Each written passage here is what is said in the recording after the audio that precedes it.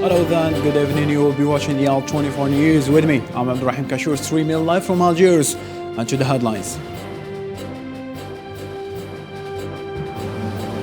Kazakhstan President Tokayev, who requested help from Russia last week after claiming the protests were a coup d'etat, said on today that Moscow-led military mission was complete and the contingent would leave the country within 10 days.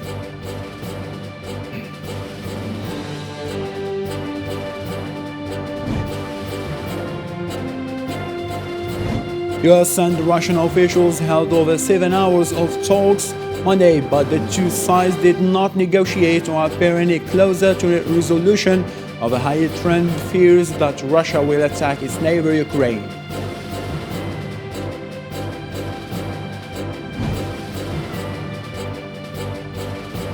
The United Nations said Tuesday it needed $5 billion in aid for Afghanistan in 2022 to avert a humanitarian catastrophe and offer the ravaged country a future after 40 years of suffering.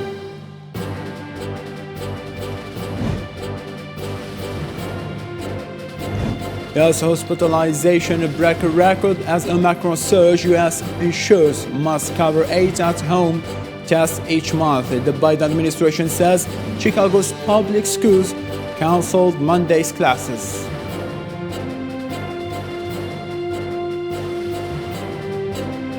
Hello again and welcome. Those were today's headlines. Kazakh's President Tokayev told Parliament today that the Russia-led Collective Security Treaty Organization military bloc will start withdrawing its troops from Kazakhstan in the 2 days. This comes after nearly a week of unrest by the far worst violence in the 30-year independent history of the former Soviet state. Osama Yadi. Kazakhstan authorities said on Sunday they had stabilized the situation across the country after the deadliest outbreak of violence in 30 years of independence, and troops from Russia-led military alliance were guarding strategic facilities. Security and intelligence officials briefed President Kassym-Jomart Tokayev that they were continuing cleanup actions in what he called a huge counter-terrorism operation across the oil-producing former Soviet republic. Unfortunately, it came with a huge price. The loss of security forces and civilians. 16 members of the security forces were killed and more than 1,300 injured regrettably. We have civilian casualties. The final number is still being calculated. Kazakh President Kassym Tokayev requested help from the Russian government last week, considering the protests to be a coup. Tokayev stated that the Russian-led military troops which arrived for stabilizing the situation in the country successfully completed their mission, and the troops would leave the country within 2 days. According to the Interior Ministry of Kazakhstan, security forces detained 9,900 people regarding last week's unrest. The news comes as the president, who called the violence a coup attempt, is set to nominate a new prime minister in an address to parliament later in the day. We prevented dangerous threats for the country's security as part of the terrorist mission. We are trying to find these people who committed these crimes. We detained around 8,000 people, and law enforcement officers and special departments are checking their involvement in terrorist acts. The oil-rich former Soviet republic says government buildings were attacked in several major cities after initially peaceful protests against hikes in the price of car fuel turned violent. Tokayev has said Islamist militants from regional nations and Afghanistan as well as the Middle East were among the attackers. He dismissed cabinet amid the unrest along with a number of security officials and detained on suspicion of treason the most senior among them, Karim Masimov, a former head of the National Security Committee. Russia and the United States gave no sign that they had narrowed their differences on Ukraine and European security in talks in Geneva as Moscow repeated demands that Washington says it cannot accept. After Russia and US finally held talks in Geneva, in which they discussed the escalating tensions since fears of invasion sparked amid Russia's deployment of tens of thousands of troops to the Ukrainian border, as well as a discussion about the security guarantees of Europe, the talks were postponed as the two sides said that they failed to narrow their differences. Negotiators still remained at odds over Moscow's demands that the North Atlantic Treaty Organization, The post-war military alliance of Western power halted its expansion in Europe, and the US insisted that Russia remove its troops arrayed near Ukrainian borders. The troop buildup has prompted concerns that Russia President Vladimir Putin intends to invade Ukraine. However, Deputy Russian Foreign Minister Sergei Ryabkov insisted that Russia has no such intentions. Were a deal breaker one way or another is envisioned. Unfortunately, we have a great disparity in our principled approaches to this. US and Russia in some ways have opposite views on what needs to be done. Ryabkov repeated demands including a ban on further NATO expansion and an end to the alliance's activity in the Central and Eastern European countries. Deputy Secretary of State Wendy Sherman, who led Washington's side, emphasized the firmness of the U.S. concerning the demands in which they describe it as impossible. A progress was expected in Geneva's talks, however the two sides had different goals. The U.S. hoped to ease tensions over Ukraine, meanwhile Russia aims to remark the post-Cold War security arrangements in Europe.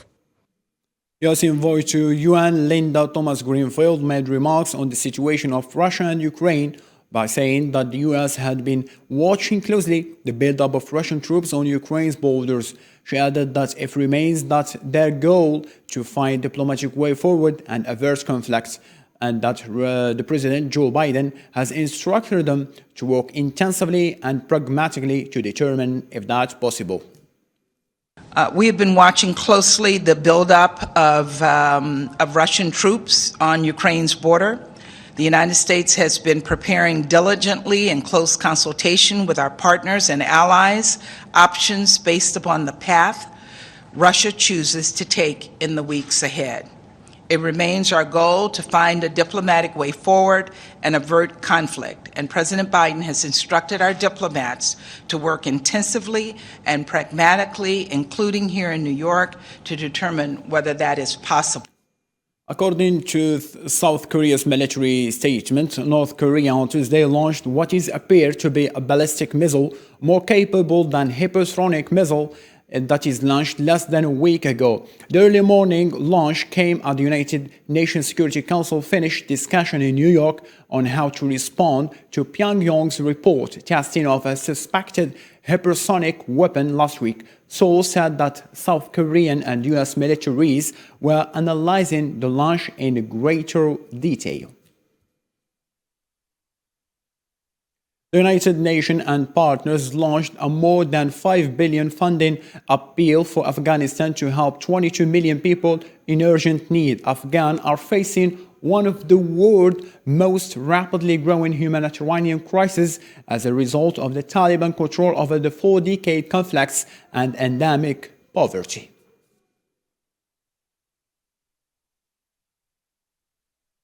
A third city in China has been locked down because of the coronavirus outbreak, raising the number confined to their homes in the country to about 20 million people. The lockdown in Enghien City, home to 5.5 million, followed the confirmation of 2 cases of Omicron Monday that are believed to be linked to 2 other cases found Saturday in the city of Tianjin.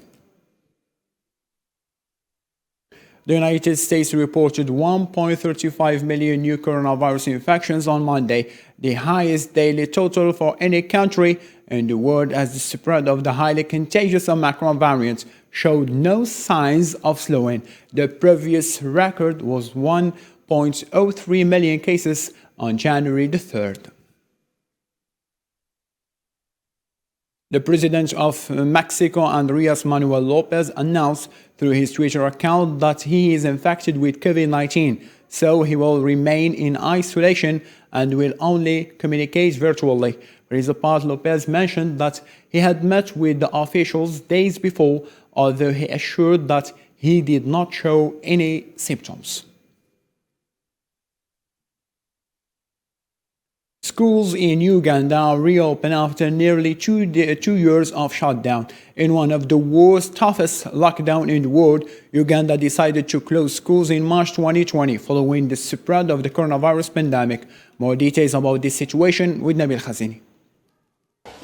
After nearly 2 years of shutdown because of COVID-19, Schools in Uganda are finally open to welcome children who have missed classes since March 2020 and in the world's longest school closure. For us, we are ready to be here. We are going to learn. We are serious.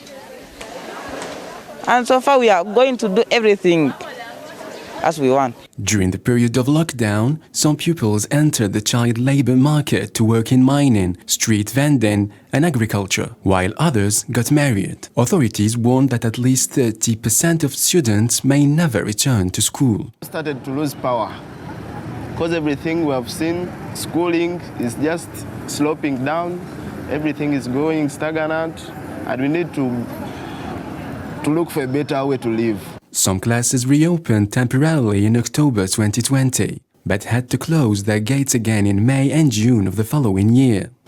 I hope that this time there is no closure again. Let us manage these situations as they come, from schools, nearest health centers, and then life continues like that. During the shutdown, some students had lessons via the radio, TV and newspapers.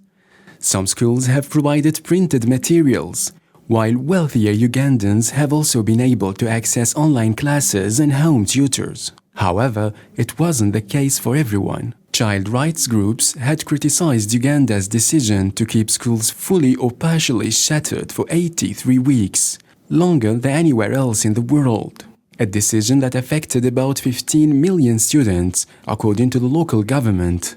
Despite authorities instructing that health and safety measures like masks and social distancing should be in place, not all institutions have the space or facilities to ensure that these measures are properly followed. Some have huge numbers of students and very few classrooms. World number one Novak Djokovic will be allowed to defend his title at Australian Open in Melbourne. After a judge quashed the government's decision to cancel his visa, the judge ordered Djokovic to be released from quarantine hotel from undocumented immigrants. However, Novak Djokovic is still facing a deportation after the Australian government warned the immigration minister was considering a recancellation of his visa.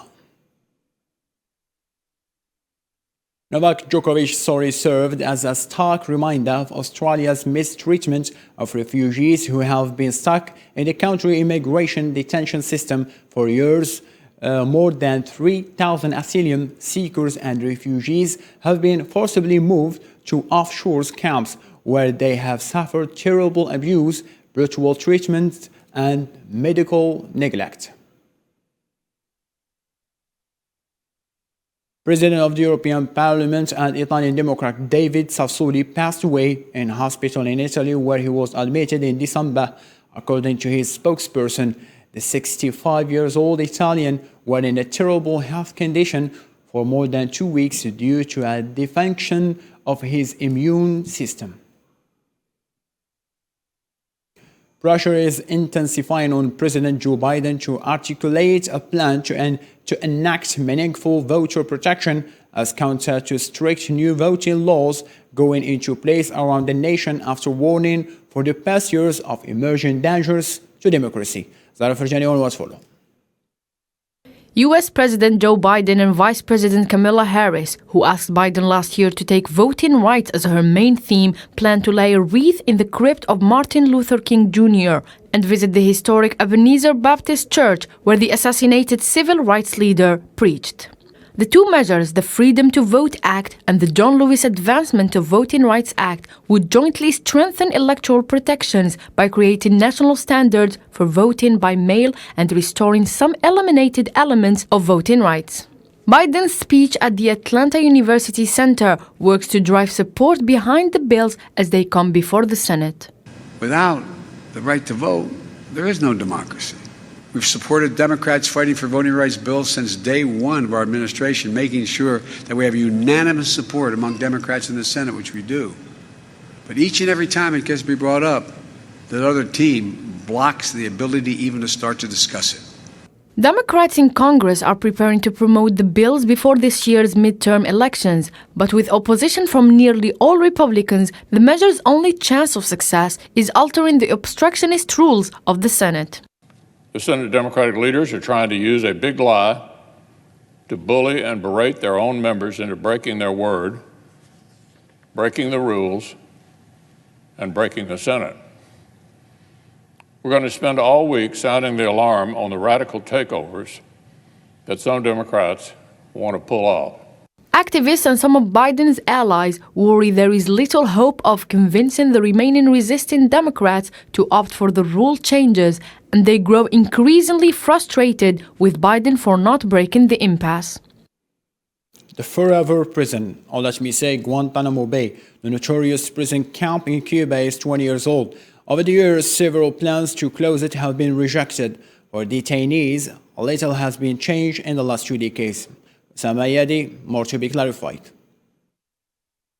In the 20 years since the beginning of the war in Afghanistan, 779 prisoners have been detained by the United States at Guantanamo Bay. 39 men are still held there, only 11 of whom have been charged with war crimes. The remaining 28 have spent years, in some cases almost 2 decades, without being told why they are there, what crimes they have committed, or how long they will remain. Guantanamo Bay opened under the Bush administration in 2002 in the aftermath of the September 11th attacks. It was used to detain enemy combatants in order to aid Bush's war on terror. The bay was chosen because of its legal status as U.S. territory in Cuba, meaning the U.S. doesn't have to afford detainees the same rights as prisoners detained in the U.S. In the following decades, the bay became synonymous with torture and human rights abuse. Many Guantanamo detainees share the same stories of illegal imprisonment, torture, and humiliation, and the U.S. government's justification for treating detainees this way falls under the ongoing war on terror, a military campaign launched in the wake of 9/11 with the goal of weakening terrorist organizations to prevent further large-scale attacks. The horror of Guantanamo has been widely published and acknowledged by the U.S. government themselves. It's difficult to rationalize and justify the continued existence of Guantanamo Bay, but the U.S. seems to have no plans of closing its doors anytime soon, and for the men that remain there is no telling when they will be released.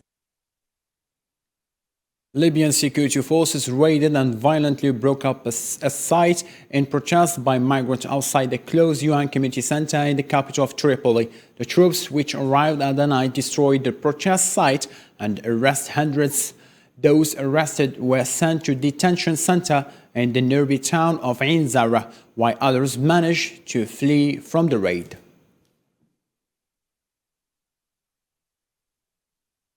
The prime suspect of the South African parliamentary fire on January 2nd returned to court this Tuesday. Zandile Christmas Muff was arrested in Cape Town complex on the same day of the fire that they first appeared in court 3 days later. Islam Seed on What Follow. A South African court charged a man suspected of terrorizing the South African parliament and causing a catastrophic fire that contributed to allegations of robbery and arson when he appeared in court for the second time on Tuesday. Zandile Christmas Muff, 49, was detained near the parliament complex after the blaze broke out in Cape Town before dawn on January 2nd. He was initially charged with breaking into parliament, arson, intention to steal property including laptops, crockery and documents, and detonating the device inside parliament. Protesters outside the court building demanded his release, saying he was a scapegoat.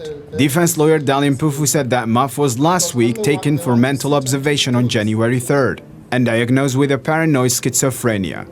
Since his arrest, debate has raged in South Africa over whether Muff, described in the local media as homeless, was responsible for setting the building on fire. In Sudan, the United Nations hopes that the consultation will help lead to a resolution between the anti-coup protesters and the military. The response from protest organizers and civil society leaders, however, has been lukewarm. Following the initial talks, the United Nations hopes to move to a second phase of facilitating direct or indirect negotiations between the different players of the state.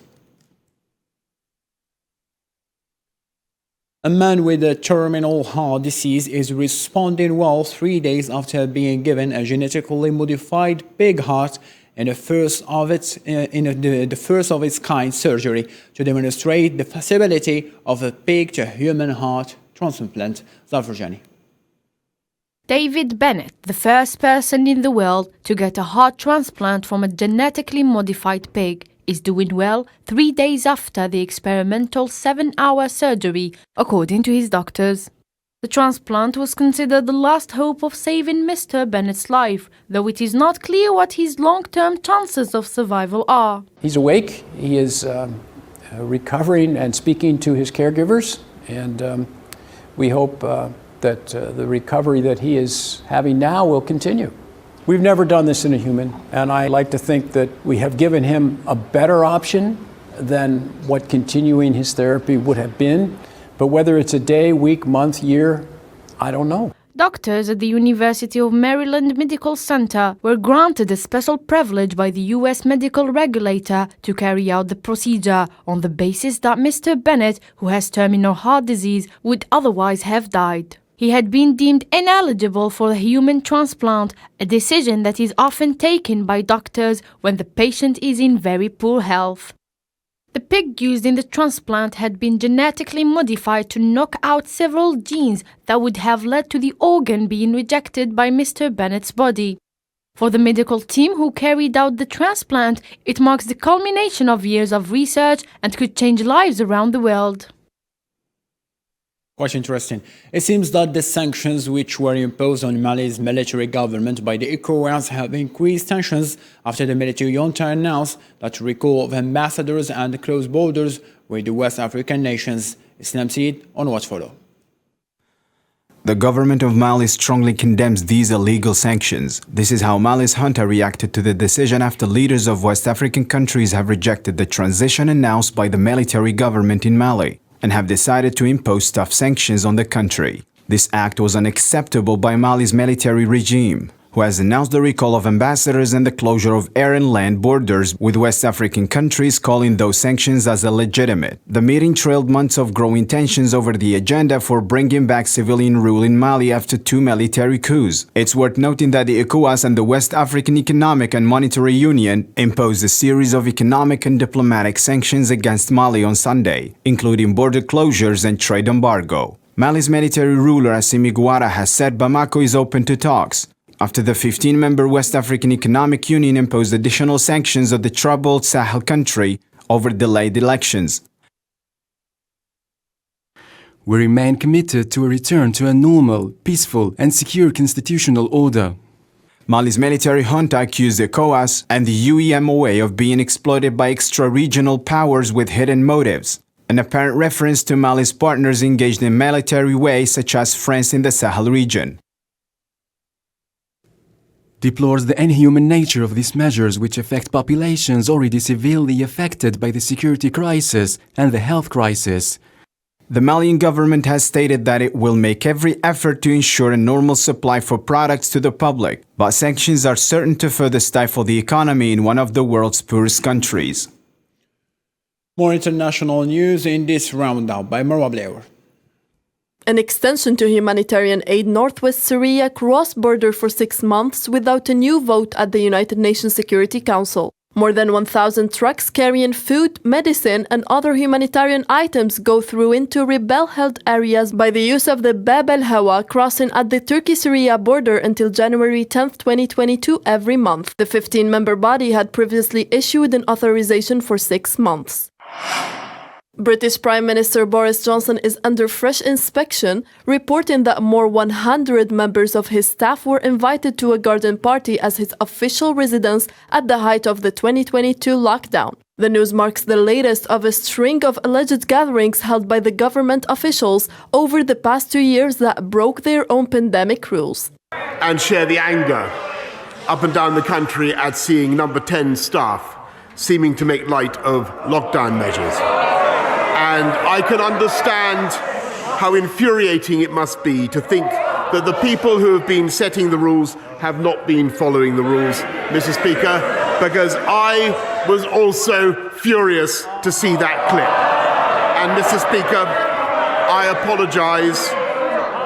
apologise unreservedly for the offence that it has caused up and down the country, and I apologise for the impression that it gives. After a visit to Amman, Iran's foreign minister has held high-level talks in Qatar, meeting with both Emir Sheikh Tamim bin Hamad Al Thani and Foreign Minister Mohammed bin Abdulrahman Al Thani. The Iranian Foreign Ministry said Amir Abdul Hayyan and the Emir discussed the latest development in Vienna talks held to resolve the 2015 deal and ways of improving bilateral relations between the US and Iran. The negotiations are continuing to restore the nuclear deal with world powers through lifting US sanctions and scaling back Iran's nuclear program. A power outage may occur soon. Energy Minister Gamini Rokyuji said there is an uninterruptible power supply. However, the Ceylon Electricity Commission has received approval from the Sri Lanka Public Utility Commission for a power outage, and authorities said it could be imposed at night. Due to the CEB's power crisis because of the lack of fuel at the power plant, short power outages have been common over the past week. Yet CPC supplied CEB with 10,000 tons of blast furnace oil earlier this month to resolve the power crisis. And now let's get a deeper dive within the same topic of the international news, but this time within the economic sector with Nabil Khazini. Shimao Group Holdings has put on sale all of its real estate projects, including both residential and commercial properties. The rally marked a turnaround when it plunged nearly 17% after the company failed to make full repayment on a trust loan. As debt worries within China's real estate sector mount, developers such as Evergrande have been attempting to sell off their assets in recent months to ease the cash crunch. The European Union is under increasing pressure to relax the rules on airport takeoff and landing intervals in order to help reducing ghost flights. Airlines are currently required to use 50% of their places to ensure they keep them, but with bookings dropping due to the arrival of the Omicron variant, businesses are calling for flexibility from Brussels this winter. Christmas retail and restaurant spending was held again final month amid Omicron spread and restrictions to deal with it took their toll on purchasing and partying. Reports showed retail sales were 2.1% higher than in the same month last year, a slowdown from the 5% growth seen in November, and well below the 9.9% growth for 2021 as a whole. Airbus kept its crown as the world's largest commercial airplane supplier for the third consecutive year. The European aircraft manufacturer delivered 611 aircraft in 2021, 45 more than in 2020. The company remains well ahead of Boeing in the number of aircraft delivered and is almost on a par with its American rival for order intake, with 771 orders. While the tally marks an 8% increase over 2020, it is still Airbus' lowest total since 2012, as the plane maker works to recover its build rates after reducing production in response to the pandemic. The usually glamorous event that marked the start of Hollywood's war season was relegated to a live blog with no red carpets, TV shows or stars. The South Korean actor Oh Young-soo won the country's first Golden Globe for playing the player W01 in Netflix's hit Squid Game. The Golden Globe Awards, Hollywood's biggest party that regularly drew millions of viewers. This year, in a toned-down and televised presentation, the winners of the Golden Globes were announced. The Hollywood Foreign Press Association, with only a few members and grantees in attendance, still held the Golden Globe Awards. This time, South Korea ranked first. The South Korean actor Oh Young-soo, who is 77 years old, won the country's first Golden Globe Award for his role in Netflix hit Squid Game. He won Best Supporting Actor in Television for his portrayal of Oh Il-nam, also known as the host or player 001, becoming the first South Korean ever to snatch a Golden Globe. He beat more globally renowned competitors, including Billy Crudup, Kieran Culkin, who were respectively nominated for their performance in The Morning Show.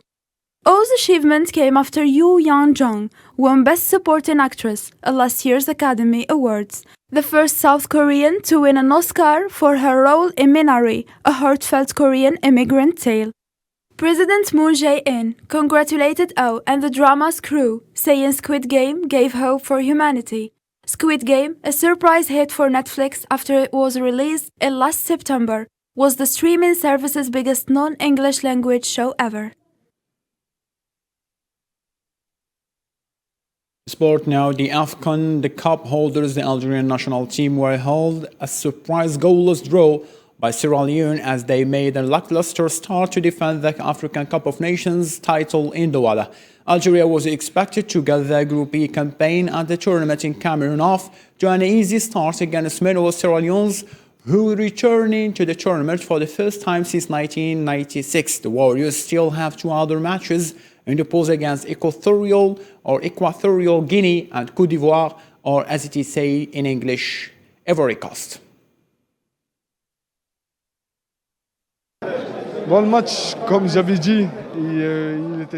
So the match, as we expected, is very difficult, and we will not look for excuses if we did not score. This means that we were not effective. We will try to review things with our coach, Jamal Belmadi. The goal is clear. We are the holders of the title. We have to do everything and more to look for victories and qualify. Yeah, Algeria, I mean, they're the reigning champions. They're a top team. I think today it was hard because it was so hot, so it kind of slowed the game down a little bit. But, you know, individually they've got incredible talent, and, you know, I think they're going to be strong competitors in this tournament. That's all the news for today's bulletin. Take care of yourself and have a blessed evening.